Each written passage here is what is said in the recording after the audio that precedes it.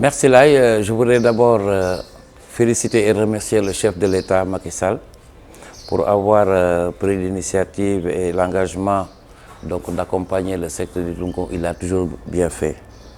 De la même manière, féliciter le ministre du Tourisme, de par sa clairvoyance, de par sa vision, de vouloir partager toutes les grandes informations avec l'ensemble des acteurs du tourisme. C'est vrai qu'il y a une manne financière de 77 milliards qui ont été alloués au secteur du tourisme et de l'aviation. Mais moi, je pense qu'aujourd'hui, il y a d'autres mécanismes qu'on pourrait développer, qui pourraient nous permettre, à travers ce Covid-19, nous permettre de relancer totalement le secteur du tourisme. Quand je vois les rubriques qui ont été déjà dégagées par rapport à cette enveloppe, on aurait dû pouvoir ouvrir des hôtels qui sont fermés depuis Métézalem, que ce soit ceux de la Casamance, ceux du Sine Saloum, ceux de la Petite Côte. À travers ces hôtels qui sont fermés, nous pourrions quand même créer énormément d'emplois, plus de 10 000 emplois, et préparer les JO de 2022-2023. Je pense qu'aujourd'hui, le Covid-19 aussi nous donne l'opportunité et l'occasion, d'autant plus que l'ensemble des structures sont fermées. Toutes les structures sont au même niveau aujourd'hui. Il va falloir relancer la promotion du tourisme au niveau international. En quoi faisant? C'est d'accompagner l'agence de promotion du tourisme pour puisse aller au-delà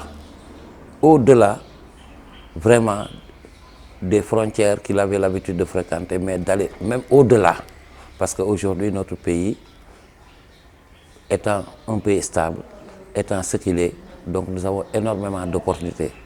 Mais cela voudra aussi dire que nous devrions nous accentuer à mettre énormément d'énergie, d'action au niveau de la base. C'est-à-dire aujourd'hui de développer les régions touristiques. Il y a 6 pôles touristiques, essayer de les développer d'une manière extraordinaire. Aujourd'hui, il y a un investissement qui est alloué au niveau du secteur de l'aéroportuaire. Diminuer les taxations, les taxes touristiques au niveau du hub touristique. Et ça, je pense que c'est le moment ou jamais. Aujourd'hui, nous devons avoir une vision de se dire d'ici 2 ans, normalement, Pointe Sarène, Mbodiène doivent être prêtes. Aujourd'hui, toutes les structures qui sont fermées doivent pouvoir aussi redorer le blason. En quoi faisant? Créer même des pré-actions. Parce qu'aujourd'hui, avec la manne financière, ça peut nous permettre même de venir voir un privé et de discuter avec lui, de reprendre son hôtel à travers même l'État. La SAPCO, il est là, il peut aujourd'hui se permettre même de reprendre ses hôtels et de les refaire, de pouvoir les donner en bail. Et tout ça, c'est des possibilités qui s'offrent aujourd'hui à nous, de telle sorte que vraiment, il y a un potentiel énorme, très énorme, que ce soit en matière d'emploi, de créer plus de 10 000 emplois à travers tout le Sénégal.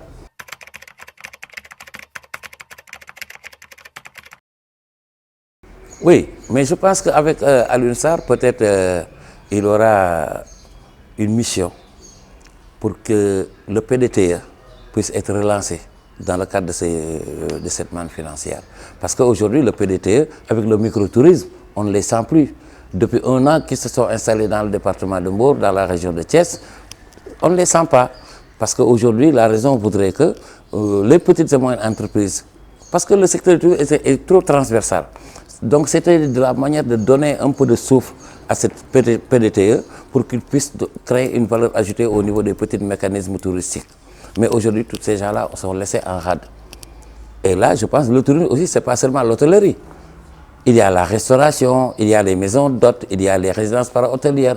Mais toute cette mécanisation devrait nous permettre aujourd'hui d'arriver à régler ce problème d'une manière générale avec cette manne financière qui est mise à disposition. Nous aurions souhaité qu'il y ait des comités de pilotage dans toutes les régions par rapport à ça. Qu'on touche la réalité du terrain. C'est-à-dire que dans chaque région touristique, qu'on puisse venir et dire voilà les problèmes qui sont là-bas et qu'on puisse les régler au fur et à mesure avec cette manne financière avant de pouvoir créer tout de suite un partage qui n'aura pas peut-être les effets escomptés. Parce qu'il ne faut pas enrichir ce que tu as déjà, les gens que tu as déjà enrichis. Aujourd'hui, les hôtels, ils ont tellement reçu de d'aide et d'accompagnement. Aujourd'hui, au niveau de Saly, si vous voyez avec les régions côtières, on balaye chez toi et on te paye. Donc, il y a d'autres subventions sur le crédit hôtelier, ils en ont bénéficié. Donc, aujourd'hui, moi, je pense qu'il était important aussi qu'on voie les petites et moyennes structures qui n'ont pas accès à ces crédits, qui n'ont pas la possibilité aujourd'hui de se faire valoir. Il y a énormément de mécanismes tels que vous, qui êtes dans le cadre de la communication touristique.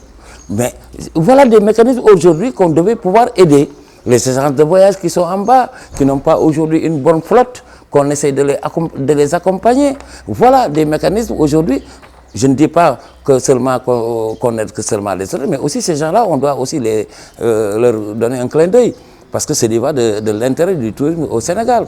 Il faut qu'une appropriation se fasse avec les nationaux d'abord.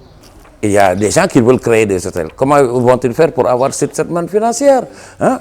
L'existant, il est là depuis combien d'années? Si elle n'est pas amortie, elle était déjà depuis combien d'années? Donc, moi, je pense qu'aujourd'hui, on doit aider les jeunes, on doit aider les femmes à pouvoir s'approprier du secteur du tourisme. Il faut qu'on crée des entrepreneurs touristiques. C'est ça la réalité. Si on fait des réunions à Diamniadio et qu'on ne descend pas sur le terrain pour voir de visu les acteurs, ça pose problème. Ça pose problème. Parce que vous réglez un problème, mais vous en créez encore d'autres. Et là, je pense que même s'il y a un secteur informel, il faut essayer de le formaliser. Et les gens sont là, bien outillés pour y aller.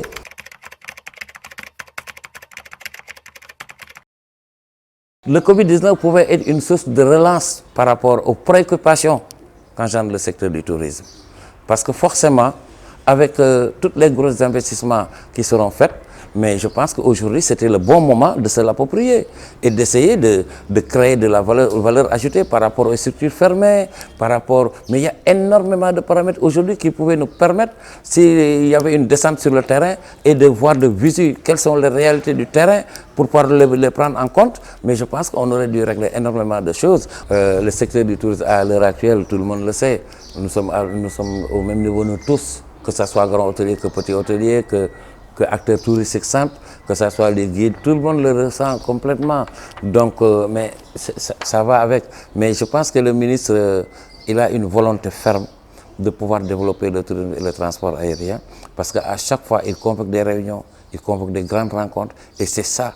Il faut que les gens se rencontrent pour discuter, pour échanger, même si nous n'avons pas toujours les mêmes visions, les mêmes principes de management, mais quand même, ça fait du bien que les gens se rencontrent, que les gens discutent, échangent, mais n'oublions pas la base. Surtout la base, il faudrait que le ministre l'approprie. Vraiment, ce serait le développement réel du tourisme.